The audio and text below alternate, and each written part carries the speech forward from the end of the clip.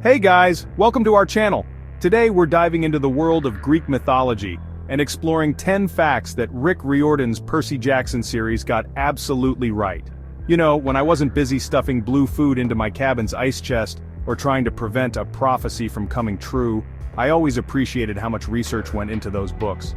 Riordan really captured the spirit of the myths, even while adding his own unique twist. So, get ready to test your knowledge and see how many of these mythological details you caught. First up, let's talk about the Olympians. In the myths, they weren't exactly known for their chill demeanor, and Riordan definitely didn't shy away from that. Zeus, always freaking out about being overthrown, classic Zeus. Poseidon strutting around like he owns the ocean? Yep, that's our dramatic sea god. Riordan could have easily made the gods these perfect, untouchable beings, but he kept it real. They're powerful, yeah, but they're also flawed, petty, and driven by their emotions, just like the rest of us. Trust me, I've seen it firsthand. Being a child of a god isn't all sunshine and rainbows, you know. Sure, you get some cool powers, but you also inherit their weaknesses. And let me tell you, those godly flaws can be pretty intense. Percy, for example, he's constantly facing danger, battling monsters, and trying not to get squashed by a giant's toe. Just like in the original myths, demigods in the Percy Jackson world are constantly walking a tightrope between their divine heritage and their human vulnerability. It's that struggle that makes them relatable, even when they're taking on creatures 10 times their size. Ah, the Oracle. That mysterious voice that pops up at the worst possible time to deliver a prophecy that makes your stomach churn. Riordan nailed this one.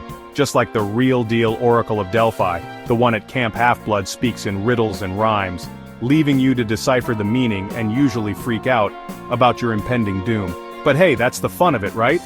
Okay, maybe not fun, but definitely exciting. Those cryptic prophecies drive the plot forward, adding an element of suspense and mystery that keeps you on the edge of your seat, or in my case, running for my life. Chapter 4. Chiron, the ultimate mentor and centaur extraordinaire. Every hero needs a mentor, and for Percy, that's Chiron. You might know him as the wise centaur dude who teaches archery at Camp Half-Blood. Well, he's straight out of the myths, where he trained a whole bunch of famous heroes like Hercules and Achilles. Riordan could have made up a new character, but I'm glad he didn't.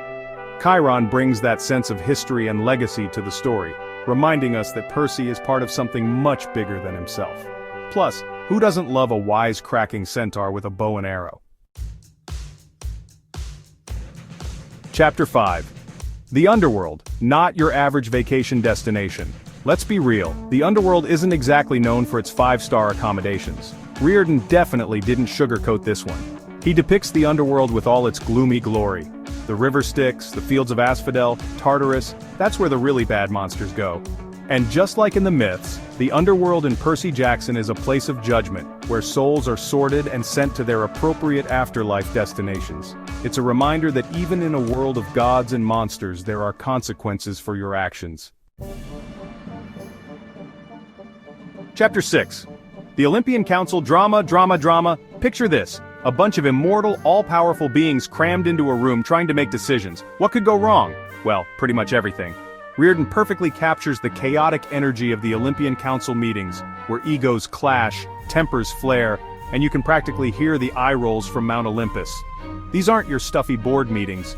These are dramatic, hilarious, and sometimes terrifying displays of power and pettiness. It's like watching a reality TV show with gods, and I, for one, am here for it. Chapter 7. Camp Half-Blood, where demigods can almost relax. Camp Half-Blood. It's a safe haven for demigods, a place where they can train, learn, and try not to get killed most of the time. Riordan took the idea of sacred, protected places from Greek mythology and gave it a modern twist. Think about it, temples, shrines, they were all considered off-limits to harm. Camp Half-Blood is like that, a magical barrier shielding demigods from the outside world. It's a place where they can be themselves, even if themselves happens to involve talking to horses and accidentally summoning earthquakes.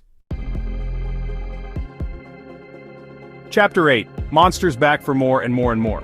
You know what they say, what's dead is never really dead, especially when it comes to monsters in Greek mythology. Riordan totally gets this. In the Percy Jackson series, monsters don't just die, they get reborn, ready to wreak havoc another day. It's a nod to the cyclical nature of Greek myths, where chaos is a constant force that needs to be kept in check. Plus, it gives our heroes a good reason to stay vigilant. After all, you never know when a Hydra might pop up for round 2. Chapter 9, Hubris, the fatal flaw, even for heroes. Even heroes have their weaknesses, and in the world of Percy Jackson, hubris is a big one. It's that excessive pride, that arrogance that can lead to a hero's downfall. Riordan doesn't let his characters off the hook when it comes to this classic Greek tragedy element. He shows how even the bravest demigods can fall prey to their own egos, reminding us that humility is just as important as courage. It's a lesson that's as relevant today as it was in ancient Greece. Chapter 10, Athena's kids' brains over brawn, usually. Annabeth Chase, daughter of Athena. If you need a battle strategy, she's your girl. Riordan stayed true to Athena's domain in Greek mythology, portraying her children as intelligent, strategic, and wise beyond their years. Annabeth isn't just a sidekick, she's a brilliant strategist who often saves the day with her quick thinking and knowledge of architecture. Thanks, Mom. It's a refreshing change to see a female character who's celebrated for her intelligence and leadership skills. Outro, what did you think? So, there you have it, 10 Greek mythology facts that Percy Jackson absolutely nailed. Riordan could have just thrown in a few names and monsters, but he went the extra mile, weaving in the themes, characters, and spirit of the myths into a modern adventure. Which of these elements impressed you the most in Percy Jackson?